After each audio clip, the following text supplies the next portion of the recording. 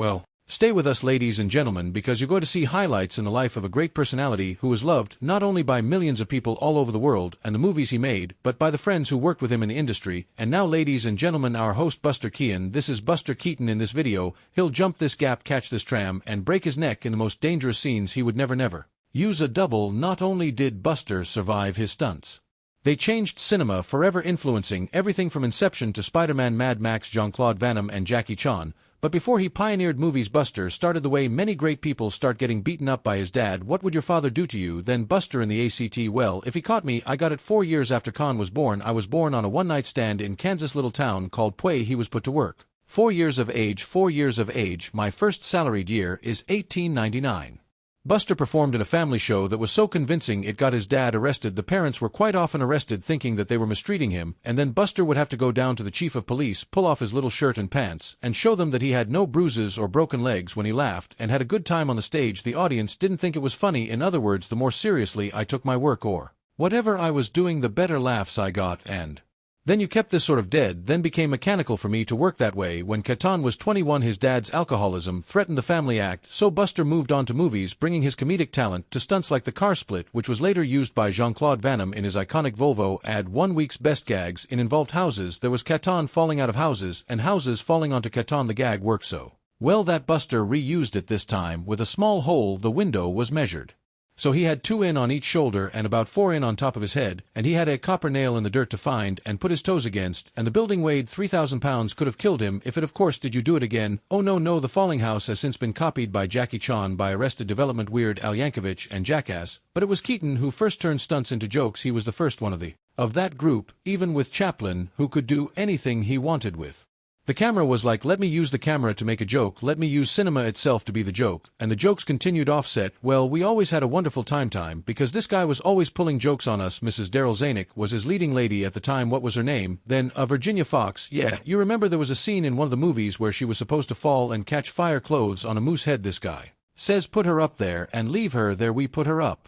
Then he a lunch in 1921's The Boat. Keaton created a rotating set technique which wouldn't become famous until it was used later, first by Stanley Kubrick and then by Christopher Nolan, who rotated this Inception set while the camera looked in a trick almost as impressive as Buster Keaton's car stunts in Sherlock Jr. Buster rides a boom barrier onto a moving car, a stunt later repurposed in Mad Max and in 7 Chances. Keaton swings on an excavator, a move later advanced by Jackie Chan in Cops. Khan catches a moving vehicle, and this uses a technique called undercranking where you shoot at say 16 frames per second and then play it back at 24 so the audience sees more frames per second than what was shot, making the action look faster. Undercranking also helps hide the trick in this flying stunt. See if you can catch it. If you missed it, I'll play it again. Going frame by frame, you can see a wire lift the bottom of Khan's jacket as he's running, and a second wire bulges at his bum when he flies.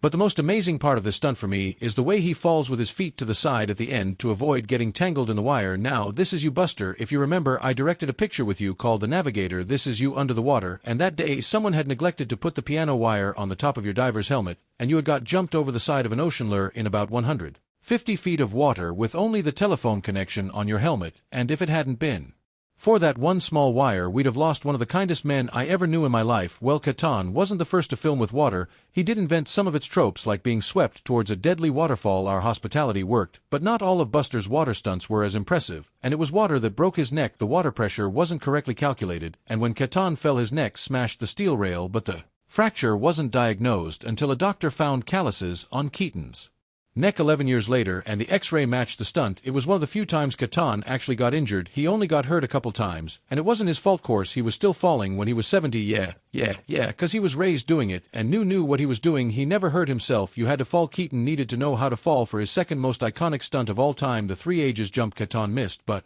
the shot looked so good that instead of cutting it, he put an awning on the window below so that the gag could play on. The man was pioneering cinema, and he loved it. How do you like Hollywood in the 20s? It was more fun than it is now. We hadn't got that factory smell about us, have punch clocks and things. When we had a day off, used to go visit other people on the even during the MLO. Sure, think nothing of it. In 3 ages, Keaton built the sets over the Broadway tunnel. Shooting past is set in the foreground with a street below with a net Underneath the camera line it boarded on magic, like this cyclone sequence where 6 Liberty motor wind machines blasted boxes at Keaton as he was suspended by a crane, and this near miss, which was actually filmed with both Keaton and the train moving backwards, so when we watch it we see in reverse today. The impending train trope shows up everywhere. Earlier in Sherlock Jr., instead of a camera trick, Keaton uses a literal magic trick to make an escape. This gag is kind of like the SWN in Half Magic Trick and the alien chest burst scene, because the body isn't where the head says it is, and there was 2 people behind. He had 2 wooden rods that came out, and he hooked his arms over them. Like the minute Buster cleared, they dropped his feet down, and he walked away. Keaton's most iconic movie was the one that ruined his career, while the General pioneered the train chase and invented the disconnecting railcars escape. It also involved the most expensive shot in history, the bridge collapse.